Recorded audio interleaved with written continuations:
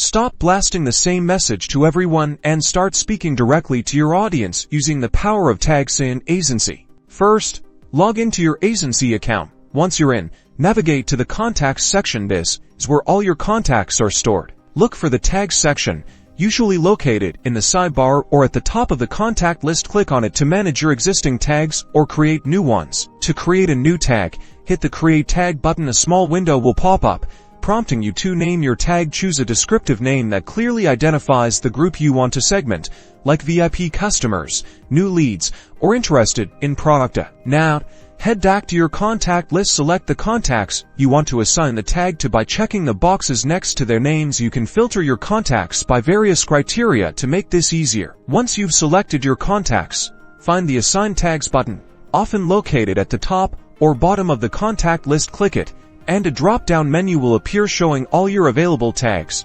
Simply select the tag you want to assign, and voila!